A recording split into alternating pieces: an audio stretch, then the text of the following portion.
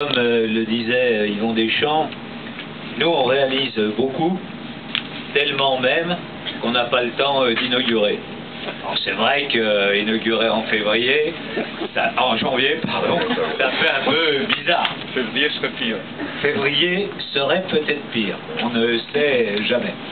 Moi je veux remercier la SLC, remercier Monsieur Philippe Lavigne, remercier Pierre-Eugène Pitance, puis évidemment celles et ceux qui ont travaillé à l'opération, que ce soit d'un point de vue urbanistique, et donc Gilles Bunat était présent, que ce soit sur le plan, et j'en dirai quelques mots, de la construction de logements dans notre agglomération, et je veux remercier Olivier Brachet, remercier Louis Lévesque, remercier évidemment les élus du 4e arrondissement, parce que ce que vous avez rapporté sur le combat qui a été le vôtre est évidemment totalement important.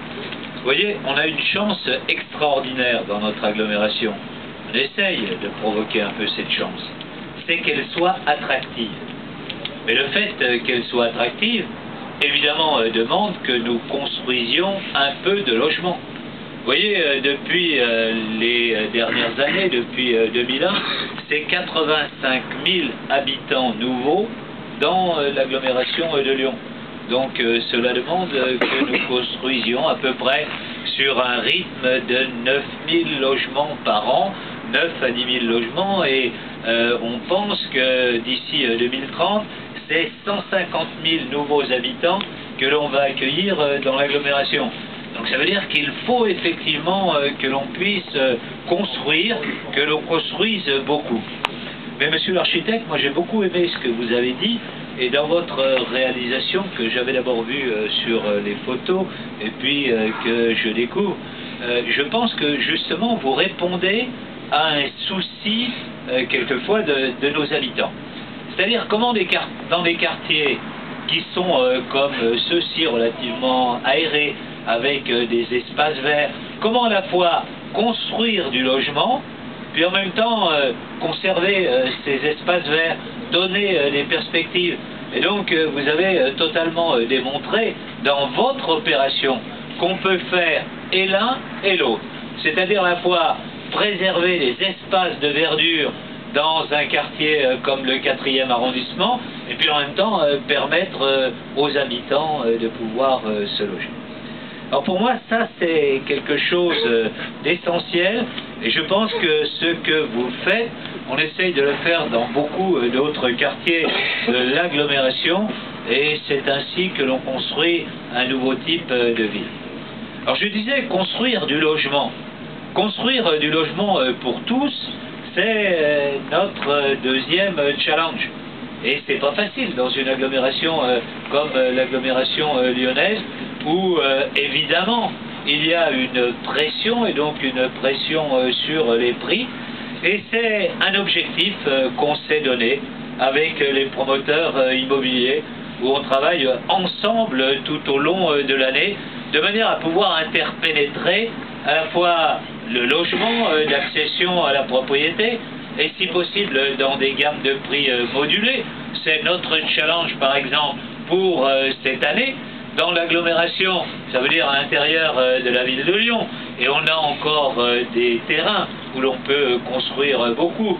Lorsque l'on regarde par exemple comment se construit aujourd'hui Gerland, le 7e arrondissement, on s'aperçoit qu'il y a encore des terrains de construction relativement importants à l'intérieur de la ville, si on sait effectivement reconstruire la ville sur la ville et pas procéder à de l'étalement urbain, parce que ça serait plus pratique, ça serait moins cher, mais ça serait une façon d'avoir une ville qui soit moins agréable. Je crois qu'une des qualités de Lyon, c'est quand même d'avoir une ville relativement dense, relativement limitée, de pouvoir être en 20 minutes à l'extérieur de la ville, dans un paysage naturel.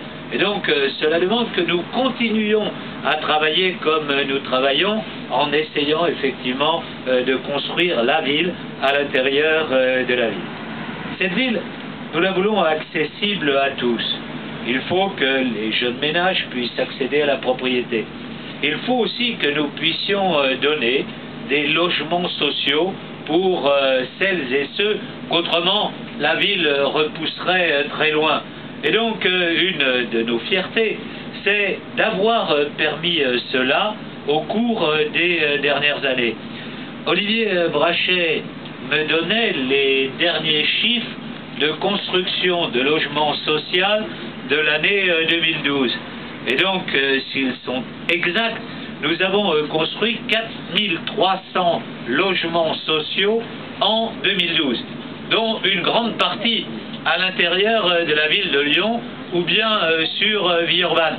C'est-à-dire que nous mettons fin à la ségrégation sociale, où il y avait cette espèce de coupure radicale entre l'Est lyonnais et puis un certain nombre de quartiers de la ville de Lyon, que ce soit la Duchère, que ce soit Mermoz, qui petit à petit étaient des quartiers où il y avait des communes qui se ghettoisaient. Nous mettons fin à cette ghettoisation et donc nous reconstruisons une ville où l'on soit heureux, en capacité de vivre ensemble. Et moi je crois beaucoup à la beauté des lieux et à la beauté de l'architecture. Je pense que lorsque l'on vit dans un cadre de vie agréable, avec des bâtiments qui sont à la fois confortables, qui sont en même temps esthétiquement réussis, lorsque autour on aménage des espaces publics de qualité, il y a une qualité de la vie qui tire tout le monde vers le haut. Et donc l'on réussit à vivre paisiblement et heureux d'être ensemble. Vous savez, une des preuves de la réussite de cela, c'est quand même les fêtes du 8 décembre, ces fêtes des Lumières que l'on vient de vivre. Y aurait-il beaucoup d'autres villes où l'on pourra avoir 4 millions de personnes dans les rues de la ville en l'espace de 4 jours, avec les foules que vous avez vues impressionnantes, sans qu'il y ait un seul incident? Jamais au cours des 10 dernières années, je n'ai vu d'incident majeur lors de la fête des Lumières. Ça donne une certaine qualité de relations sociales. Cela montre effectivement que l'on a progressé, qu'on a réussi. Je ne suis pas sûr, par exemple, que dans l'Île-de-France, aujourd'hui, on pourrait mettre 4 millions de personnes dans la rue, ou que les choses se passent dans le calme, sans qu'il y ait des scènes de violence, sans qu'il y ait des agressions. C'est le cas dans l'agglomération lyonnaise. C'est une façon, évidemment, de construire la ville. Mon cher Louis, tu insistes souvent sur les relations de l'urbain et de l'humain. Mais quand on construit l'urbain comme on le construit, c'est aussi évidemment une certaine relation sociale, une richesse des relations humaines que l'on construit dans la ville. Et cela permet sans doute aux habitants de l'agglomération lyonnaise d'être heureux de vivre dans leur ville et en même temps d'être fiers de leur agglomération. Voilà, mesdames et messieurs, merci à tous. On fait ça dans le partenariat avec le public, avec le privé. C'est, à mon avis, quelque chose d'essentiel. C'est comme cela que l'on construit la ville, tous ensemble. C'est comme cela que l'on donne un peu plus de bonheur à nos habitants. Merci.